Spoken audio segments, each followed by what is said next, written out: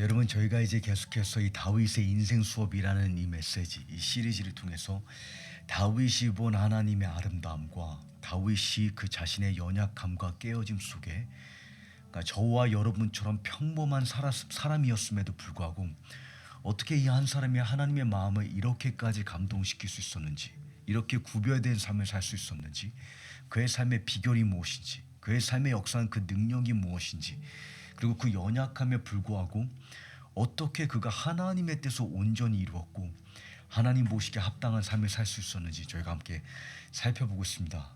제가 이제 저번 강의에서 이제 지난 5번의 강의를 통해 다루었던 이제 핵심 메시지들을 다시 한번 요약하면서 여러분에게 다시 한번 이 한 가지 사실을 강조해 드리고 상기시켜 드렸는데, 다윗을 하나님께서 조명하시는 이유는, 이 한 사람을 구별하시는 이유는 한 특출난 사람의 특별한 업적을 과시하기 위함이 아니라 평범하고 깨어지고 연약한 한 사람의 삶을 우리에게 보여줌으로 인해서 연약한 사람도 다윗처럼 포기하지 않고 끝까지 하나님을 온 마음 다해 사랑하기로, 그 하나님의 뜻에 온 전심으로 순종하기로 추구한다면 완벽하게 모든 것을 실수 없이 이룬 것이 아니라, 다윗도 너무나 많이 넘어졌고 너무나 많이 실수했고 너무나 많이 무너지는 순간들이 있었지만 그럼에도 포기하지 아니하고 다시 일어났을 때, 잠언서를 보게 되면 의인은 7번 넘어지나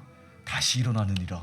의인과 악인을 구분짓는 결정적인 요인은, 그 요소는 넘어지냐 안 넘어지냐가 아니라 다시 일어나느냐는 것입니다.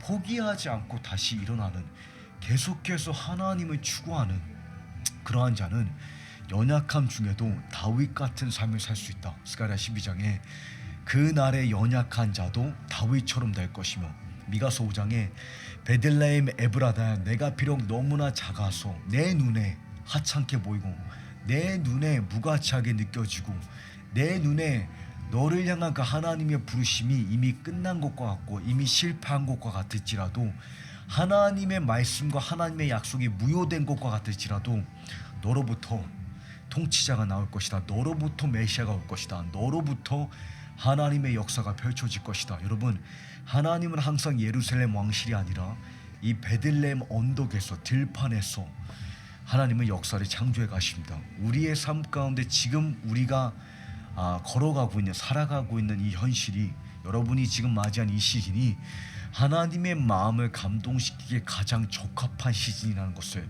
제가 여러분께 하이라이트 해드렸습니다. 그러면서 이 맹렬한 기쁨 속에 우리의 전쟁의 핵심은 지식에 달려있지 않고 마음에 달려있다. 전쟁의 핵심은 예수님이 진정 우리의 만족이신가, 예수님이 우리에게 가장 소중한 보화이신가. 우리의 성공의 기준과 가치와 우리의 삶을 평가하는 기준은 우리의 삶의 형편이 아니라 마음의 방향에 달려있다. 우리의 마음이 무엇을 가장 소중하게 여기는가. 한 사람의 탁월성과 그 가치는 그 사람이 사랑하는 대상을 보면 알 수 있다. 제가 이것을 하이라이트 해드리면서 다윗이 하나님을 온 마음 다해 사랑하라는 이 부르심, 이 첫 계명을 어떻게 그가 보았고 그 첫 계명을 어떻게 이해했는지, 특별히 이 첫 계명이 다윗에게는 고역이 아니라 어쩔 수 없이 그가 실천해야 되는 의무가 아니라 하나님을 온 마음 다해 사랑하는 것이 진정한 참된 그에게 행복이자 만족이자 기쁨이었다는 것을 저희가 함께 살펴보았습니다. 이제 제가 이번 강의에서는, 제가 이번 강의의 이제 제목을 들끓는 인애라고, 들끓는 하나님의 인자하심, 이렇게 제목을 지었는데, 제가 이 다윗의 삶의 이 스토리를 연대기 순서대로 해서 뭐 17장, 18장에 담겨 있는 그 사건들을 이렇게 다루기보다, 제가 이제 주제별로 해가지고 이제 다윗의 삶 속에 하이라이트 되고 있는 실체들, 우리가 성경을 공부할 때 성경 속의 그 본문에, 또 그 스토리 속에 담겨 있는, 그 뒤에 담겨 있는 그 배우의 역사하고 있는 실체를 보아야 됩니다. 그러니까 다윗의 스토리에 다윗이 골리앗을 죽였다, 그건 아무런 의미가 없습니다. 다윗이 골리앗을 죽이는 그 속에, 그 스토리 속에 강조되고 있는 실체는 무엇일까? 제가 여러분과 이 다윗의 인생 수업의 스토리를 다룰 때, 다윗이 본 하나님, 다윗이 이해한 하나님의 마음, 다윗의 연약함 속에 그가 붙잡은 하나님 아는 지식, 그 진리들, 저희가 그것들을 보면서 어떻게 우리가 맞이하는 시즌이 서로 다를 수가 있지만 어떤 분은 베들레헴을 지금 살아갈 수가 있고 누군가는 아둘람에 쫓기는 신세를 살아갈 수가 있고 어떤 분은 지금 예루살렘의 왕실에서 하나님의 약속이 성취된 것과 같은 그러나 곧 압살롬이 등장해서 반역하는 것을 맞이할 그러한 시즌을 살아갈 수가 있습니다. 어떤 시즌이 되었던지 간에 우리는 다윗이 본 하나님의 마음과 하나님 아는 지식과 그가 일평생 붙잡은 진리 그 실체들을 우리가 볼 수 있어야 됩니다. 제가 여러분과 이 마지막 때 150장을 다룰 때 우리에게 가장 중요한 것은 마지막 때 150장 계획 뒤에 그 배후에 예수님의 아름다움을 앙망하는 것이다. 그날에 내 눈이 왕의 아름다움을 볼 것이며 다윗의 인생 수업에서도 마찬가지입니다. 여러분 우리가 어떤 주제를 공부하든지 간에 아가서를 공부하든 요한계시록을 공부하든 친밀함을 공부하든 이스라엘에 대한 신학을 공부하든 우리의 성경 공부의 목표, 궁극적인 목표는 바뀌지 않습니다. 예수님을 더 깊이 알아가는 것입니다. 하나님의 아름다움에 매료되는 것입니다. 그래서 이 다윗의 인생 수업에서 우리가 물어야 되는 것은 하나님은 누구실까? 어떤 분이실까? 제가 A.W. 토저 박사의 말을 좀 잘 인용하는데 그 하나님을 바로 알자라는 책에서 토저 박사가 오늘날 교회의 문제의 원인을 지적을 합니다. 오늘날 교회가 무너지는 이유가 무엇인가? 오늘날 교회가 무능력한 원인이 무엇인가? 토저 박사가 지적하기를 하나님에 대한 저급한 신관이다. 하나님에 대해 우리가 갖고 있는 개념이 우리에게 가장 중요하다고 말합니다. 왜냐하면 우리가 하나님을 어떻게 이해하는지는 반드시 우리의 삶 가운데 드러나게 되기 때문입니다. 우리가 살아가는 이 신앙에 있어서 우리가 살아가는 이 삶의 모습에 있어서 우리가 하나님을 어떠한 분으로 하나님의 마음을 어떻게 해석하고 하나님에 대해서 어떠한 개념을 갖고 있는지는 반드시 우리의 삶 가운데 표면화되게 되어 있습니다. 그래서 오늘날 교회에게 가장 중요한 것은 하나님 그 자체인데 그 어떤 종교도 자신이 갖고 있었던 신관보다 하나님에 대한 개념보다 신에 대한 개념보다 더 위대한 종교는 없었다. 마찬가지로 저희가 다윗의 삶을 볼 때 이 다윗의 삶을 주목할 때 다윗이 어떻게 하나님 보시기에 합당한 삶을 살 수 있었냐? 그에 대한 답이 어디에 있냐면 다윗이 본 하나님의 마음에 있습니다. 그래서 제가 묻기 원하는 것은 하나님은 어떤 분이실까? 하나님의 마음은 어떠할까? 그분의 고유한 특성, 그분 내면 깊은 곳에 가장 본능적인 성질은 무엇일까? 저희가 이것을 좀 답해보기를 원합니다. 근데 이 질문이 어떤 면에서는 좀 균형을 잃은 것처럼 보일 수가 있습니다. 왜냐하면 하나님은 하나의 속성을 강조할 때 다른 속성을 하나님께서 하나의 속성을 사용하실 때 다른 속성을 보유하시지 않기 때문입니다. 하나님은 단일체로 온전하게 연합하여서 완벽한 조화를 이루며 유다의 사자 되시는 예수님이나 어린 양 되시는 예수님은 예수님 안에서 완벽한 조화를 이룹니다. 예수님의 십자가 속에 하나님의 공의로운 심판과 예수님의 한량없는 사랑은 완벽한 조화를 이루지 부분적일 수도 없고 나눠질 수도 없다는 것입니다. 그래서 제임스 패커라는 신학자가 말하기를 온전한 진리로 위장한 절반의 진리는 완전한 비진리에 지나지 않는다. 그러니까 하나님의 하나의 완전성을 너무나 돋보이고자 하는 나머지 다른 속성을, 다른 완전성을 퇴색시키고 등한시하는 것은 비성경적이라는 것입니다. 정확한 표현입니다. 그래서 저희가 이 하나님의 유다의 사자 되심, 예수님의 유다의 사자 되심과 어린 양 되심이 어떻게 마지막 때 하나님의 계획 속에 예수님의 심판 사역 속에 제가 이제 시편 45편이나 요한계시록 19장 같은 본문을 다룰 때 여러분께 하나님의 심판 사역 속에 예수님의 온유하심과 사랑과 진리와 성실하심이 함께 역사하고 있다는 것을 제가 여러분께 강조해 드렸습니다. 그래서 이것을 전제로 저희는 이 질문을 묻고 있는 것입니다. 하나님의 고유한 특성은 무엇일까? 그분 내면의 가장 본능적인 성질은 무엇일까? 이 질문이 하나의 완전성을 너무나 돋보이려는 나머지 다른 완전성을 퇴색시키지 않는 이유는 이 질문이 여전히 유효한 이유는 하나님께서 당신의 영광을 계시하실 때 당신의 마음을 공개하실 때 모든 속성은 다 나열하지 않기 때문이다. 예를 들어서 마태복음 11장을 보게 되면 사복음서를 통틀어서 예수님께서 유일하게 당신의 마음을 공개하시고 계시하신 본문이 마태복음 11장입니다. 마태복음 11장에 내 마음은 온유하고 My heart is gentle. 예수님은 나는 온유하다라고 말씀하지 않으셨습니다. 내 마음은 내 내면 깊은 곳에 가장 본능적인 성질이 존재하는데, 고유한 특성이 있는데, 그게 무엇이냐? 우리가 무엇을 발견하냐? 그 내면 깊은 곳에 내 마음은 젠틀하다, 부드럽다, 그리고 겸손하니. 이제 또 한 가지 본문이 제가 하이라이트하기 원하는 본문은 출애굽기에, 이 출애굽기 33장과 34장이 어떻게 보면 성경에서 가장 중요한 본문 중 하나입니다. 모세가 하나님께 하나님의 영광을 보여달라고 구합니다. 맞죠? 이 출애굽의 10가지 재앙과 홍해바다와 하나님께서 만나를 주시고 구름 기둥과 불 기둥과 이 모든 기적과 이사를 보았음에도 불구하고 모세가 하나님께, 하나님, 당신이 누구신지, 당신의 기적과 이사와 당신의 능력만이 아니라 당신 내면 깊은 곳에 당신이 정말 누구신지 내가 봐야겠습니다.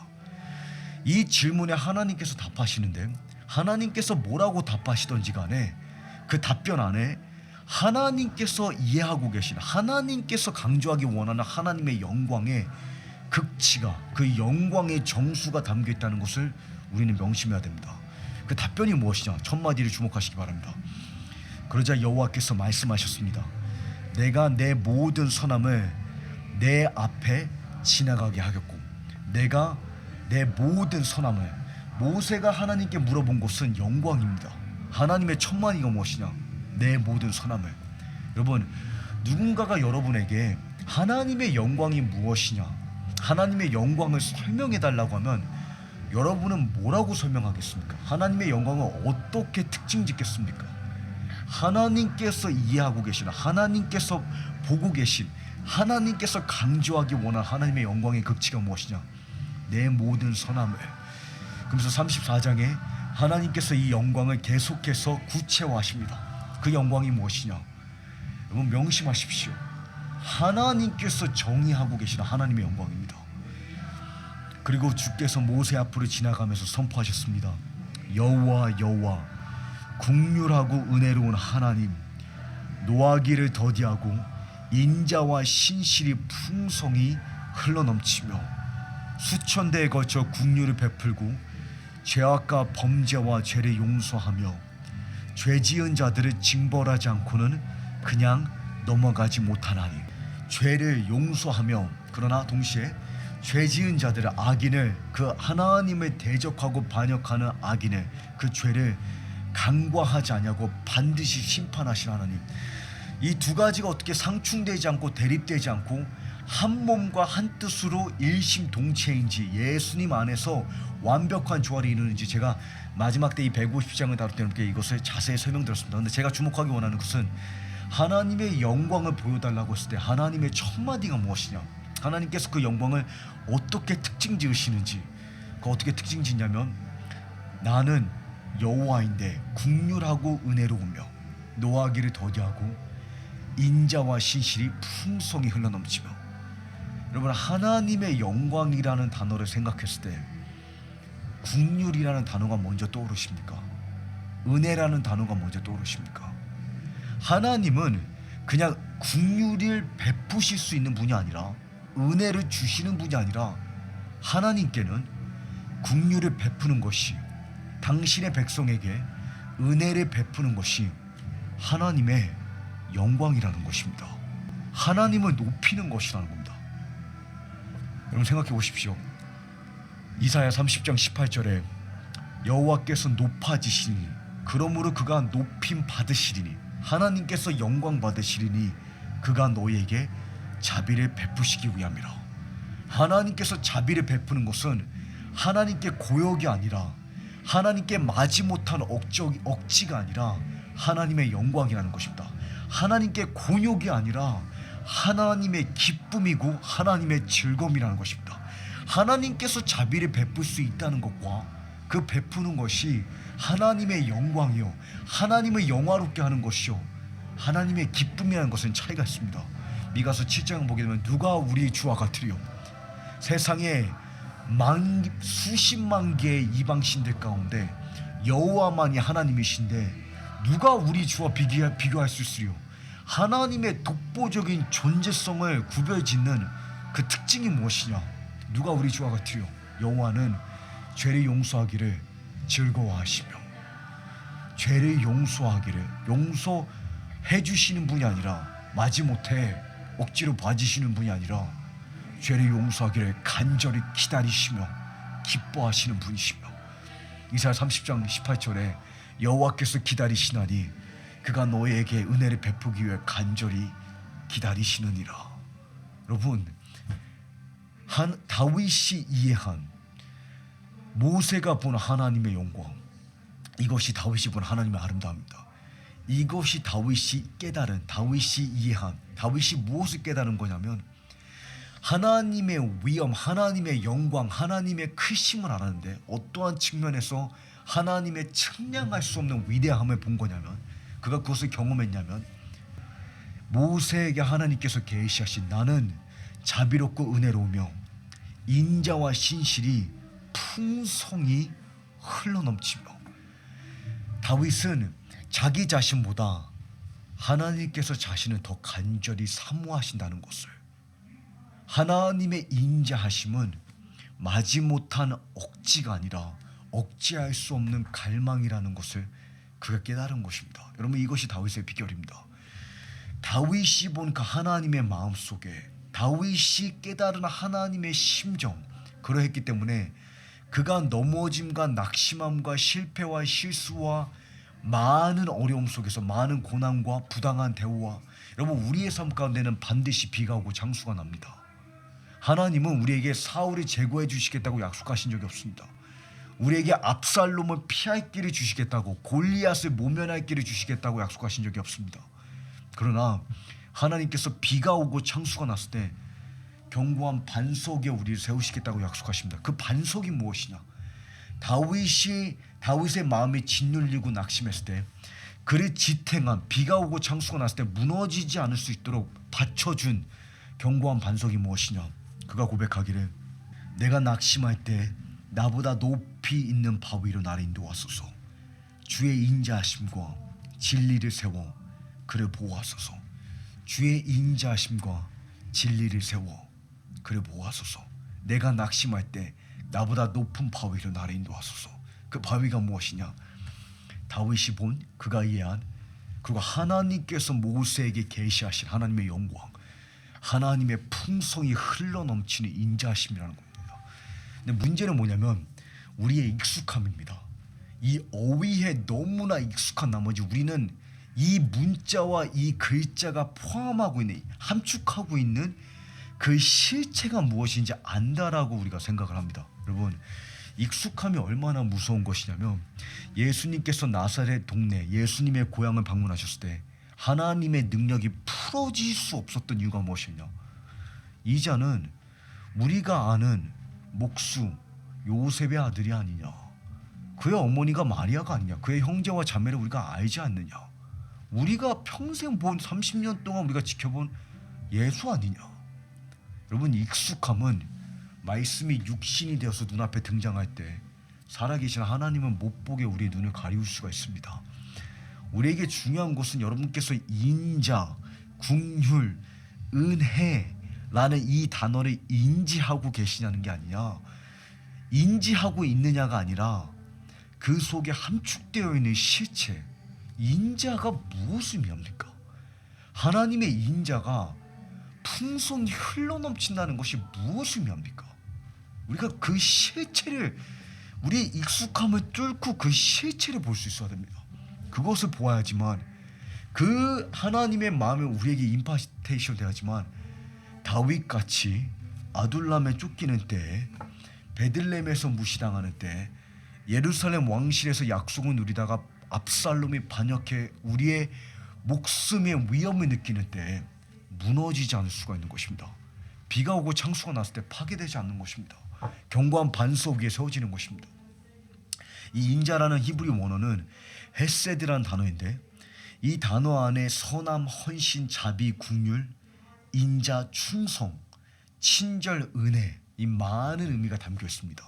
근데 특별히 언약에 기초한 하나님의 친밀한 애정을 의미합니다. 이 예레미야 2장을 보게 되면 내가 결혼 때의 사랑과 나를 향한 너의 헤세드, 헌신을, 그러니까 부부 관계 가운데 그 첫사랑에서 우러나는 그 깊고 친밀한 애정이 담긴 헌신. 근데 이 헤세드라는 이 사랑, 이 하나님의 애정과 이 사랑에는, 이 인자함에는 신실하고 충성된 그 영역이 함께, 그러한 충성되고 신실한 그 의미가 함께 포함되어 있습니다. 그래서 이 인자라는 단어가 사용될 때 성경을 보게 되면 인자와 신실함이라는 단어가 함께 동반되는 것을 우리가 보게 됩니다.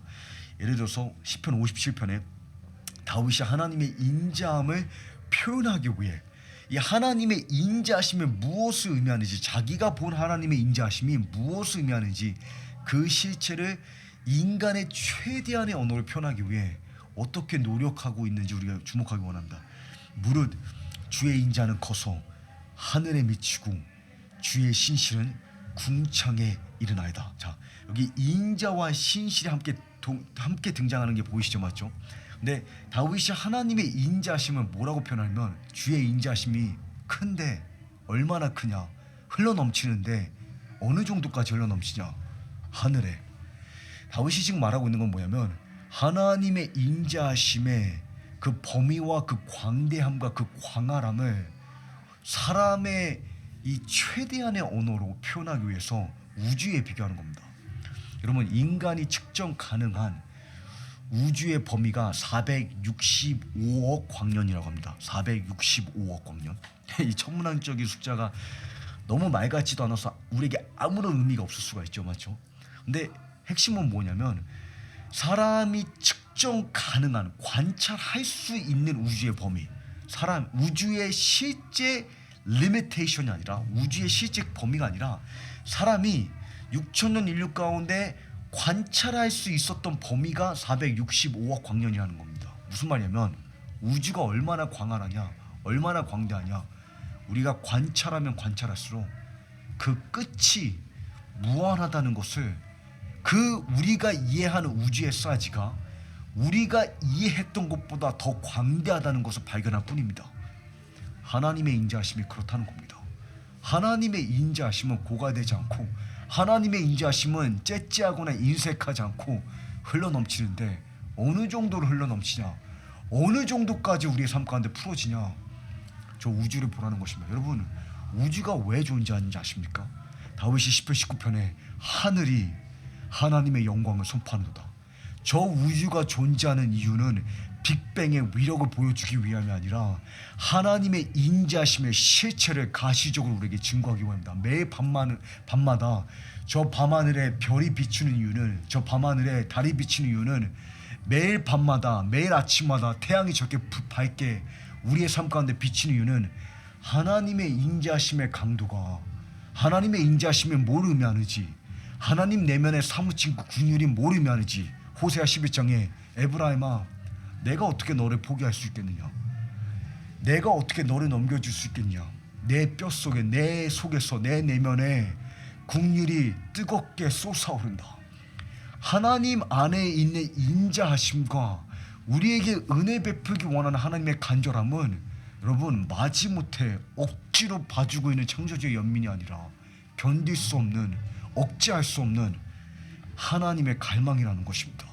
마치 뼛속에 사무친 불처럼 여러분, 제가 이것을 생각하면서 하나님의 인자심에 대해서 다윗이, 또 시편 기자들이 하늘에 비교하고 하늘이 땅에서 높은 같이 동에서 서가 먼 것처럼, 아버지가 자녀를 사랑하는 것처럼 하나님의 이 인자하심은 하나님의 본능적인, 가장 즉각적으로 촉발하는 하나님의 성향이라는 것을 강조하기 위해서 이 다양한 비유적인 언어를 사용합니다. 근데 이 하나님의 이 사랑에 대해서 우리가 보통 표현할 때 이런 아가서에 보게 되면, 너는 나를 내 마음 가운데 인치라, 사랑은 죽음보다 강하며 많은 물이 끓을 수 없으며. 여러분, 모든 산불은 언젠가는 꺼집니다. 아무리 큰 불이 나도, 아무리 불이 커도 비가 오고 홍수가 나고 쓰나미가 오면 불은 꺼집니다. 그 많은 물이 끌 수 없는 불, 그게 무엇인지 아십니까? 태양입니다. 태양. 여러분, 태양의 이 표면 온도가 6,000도라고 합니다. 태양의 코어는 150만 도라고 합니다. 태양의 사이즈가 지구의 몇 배인지 우리가 한번 생각해 볼 때, 그 태양에서 품어져 나오는 이 열기와 이 강도와 이 에너지가, 여러분 한번 생각해 보십시오. 만약에 지구에 있는 바다를, 태평양 바다를 물통에 담을 수 있다면, 이 태평양 바다를 물통에 담을 수 있어서 그것을 태양에 갖다 부을 수 있다면, 그 태양의 150만 도의 뜨거운 열기와 그 맹렬하게 타오르고 있는 그 에너지가 감소될 수 있을까요? 예. 그 에너지와 그 온도를 조금도 감소시킬 수 없겠죠.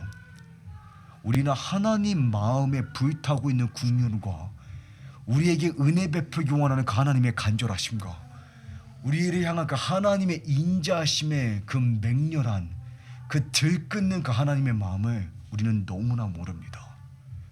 예레미야 31장에 하나님께서 이 당신의 마음에 풍성히 흘러넘치는 이 인자함을 어떻게까지 표현하시냐? 너는 내가 사랑하는 아들이 아니냐? 내가 기뻐하는 자식이 아니냐? 에브라임은 나의 사랑하는 아들, 기뻐하는 자식이 아니냐? 내가 그를 책망하여 말할 때마다 깊이 생각하노라. 그러므로 그를 위하여 내 창자가 들끓으니 내가 반드시 그를 불쌍히 긍휼히 여기리라. 내가 사랑하는, 내가 기뻐하는, 내가 그를 깊이 생각하노라.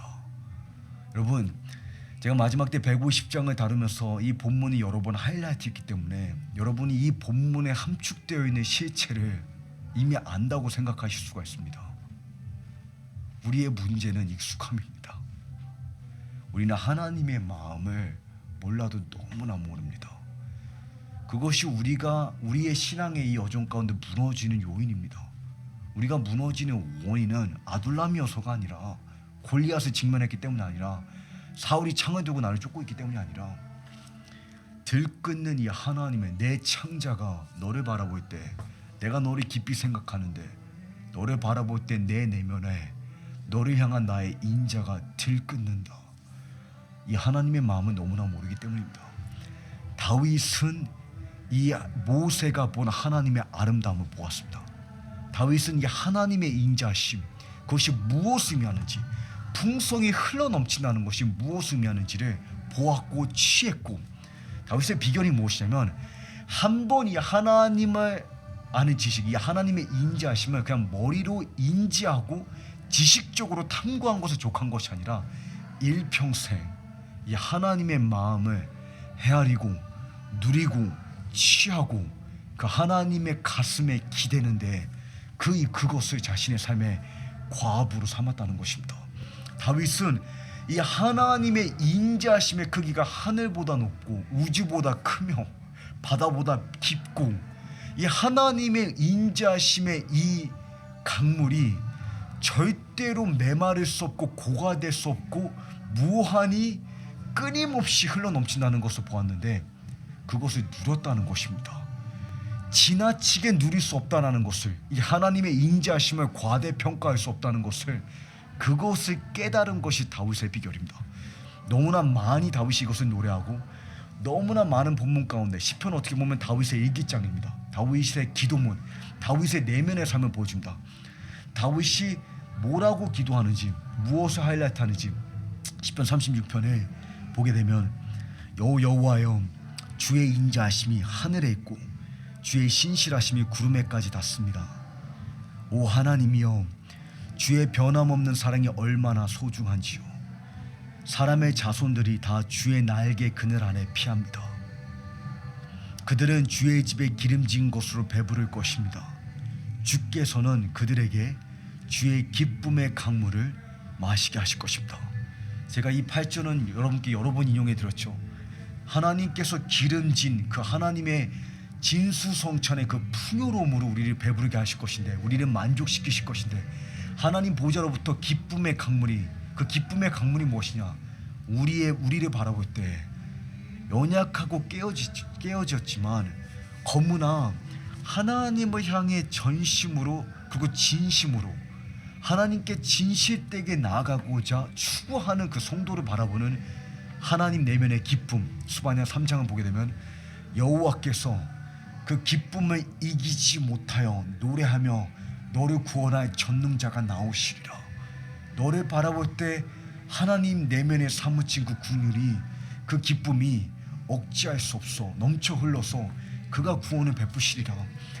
다윗이 이 진리를 깨달았는데, 구체적으로 다윗이 말하는 진수성찬이 무엇이냐? 그 진수성찬의 풍요로움, 자기가 너무 지나치게 취할 수 없다라고 깨달았던 그 진리가 무엇이었냐? 하나님의 인자하심이다. 보이십니까?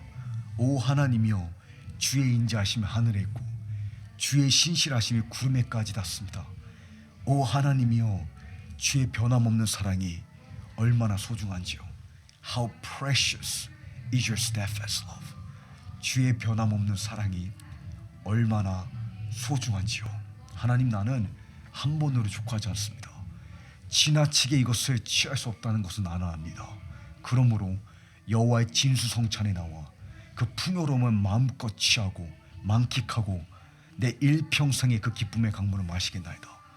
이것이 이사야 55장에 우리를 향한 하나님의 간절한 설득이자 초청장입니다. 배고프고 굶주린 자는 내게로 나아오라. 돈을 지불하지 말고 값없이 내게로 나와 내가 너에게 주기 원하는 그 하나님의 풍요로움을, 이 하나님의 인자심의 풍요로움을 취하라는 것입니다. 그럼 하나님께서 논쟁하시죠. 이사야 55장에 하나님의 생각은 우리와 다르며 하나님의 길은 우리와 다르다. 구체적으로 어떠한 면에서 하나님의 생각은 우리와 다르냐? 우리를 바라보는 하나님의 생각, 우리를 바라볼 때 느끼는 그 하나님의 감정에 있어서 연약하고 깨어진 우리를 바라볼 때 못마땅해 보이고 또 부적합해 보이는, 하나님 보시기에 자격 없어 보이는, 못마땅해 보이는 우리 자신을 볼 때 느끼고 우리를 바라보는 그 하나님의 눈빛에 있어서 나는 너와 같지 않다고 하나님께서 말씀하십니다. 여러분, 다윗은 일평생, 다윗이 시편 23편에 내 평생에 선하심과 한결같은 여호와의 헵스바가, 여호와의 헤세드가, 한결같은 여호와의 헤세드, 사랑이 진실로 나를 추구하리니, 하나님 당신의 한결같은 사랑이 맹렬하게 하나님 마음에 들끓는 그 온유하심이 나를 추구하고 있다는 것을 나는 압니다. 여러분, 이것이 다윗의 삶의 비결입니다. 이것이 다윗의 삶의 능력입니다. 이것이 다윗의 삶의 반석입니다. 비가 오고 창수가 났을 때 그를 무너지지 않을 수 있게 붙잡아준 반석이 무엇이냐? 하나님, 나보다 높은 바위로 나를 인도하소서. 여호와의 인자하심과 여호와의 신실하심으로 나를 보존하소서. 그러므로 다윗이 고백하기를, 여러분, 우리가 하이라이트하기 원하는 것은 다윗이 예루살렘의 궁전에 왕실을 누리고 있었을 때 이러한 하나님께 고백을 올려드린 것이 아니라 자신의 삶의 가장 비참하고 수치스럽고 가장 실패한 순간 속에서 그가 포기하지 않고 다시 일어날 수 있었던 그 용기와 소망과 능력이 무엇이었냐? 모세가 보니 하나님의 영광을 보았다는 것입니다. 제가 이 본문을 읽어드리고 이제 이 메시지를 마치도록 할 텐데, 여러분, 이 메시지를 그냥 한 번 듣는 걸로 인지하지 마시고 그냥 하나님의 인자하심, 하나님의 은혜, 하나님의 긍휼이라는 이 단어 속에서 오는 그 익숙함으로 그냥 만족해하지 마시고, 그 익숙함을 뚫고 나사렛의 동네에 예수님께서 방문하실 때 하나님의 능력을 가로막았던 것처럼 익숙함이, 여러분 자신을 위해서 하나님께 기도하십시오. 하나님, 내 눈을 여사, 하나님, 이 인자하신 배후에는 그 실체, 하나님 내면에 들끓는 그 인애가 무엇인지를, 풍성이 흘러넘친다는 것이 무엇을 의미하는지를 하나님 나로 그 강문을 마시게 하여 주십시오. 그 진수성찬에 나와 하나님의 인자하심의 풍요로움을 누리게 하여 주십시오. 다윗 시편 기자가 시편 119편에 기도한 것처럼, 하나님, 내 눈을 여사 주의 율법의 기이한 것을 나로 보게 하소서. 하나님, 내 눈을 열어주십시오. 하나님 말씀의 그 기이한 것을 나로 보게 하소서. 우리는 다음번 이 다음 강의에서 이 하나님의 들끓는 인애가 특별히 다윗의 가장 비참하고 절망스러운 순간에 그의 가장 비참한 시즌 가운데 어떻게 그를 붙잡았는지, 그러므로 그가 넘어졌으나 왜 아주 엎어지지 않았는지를 저희가 함께 살펴보기 원합니다.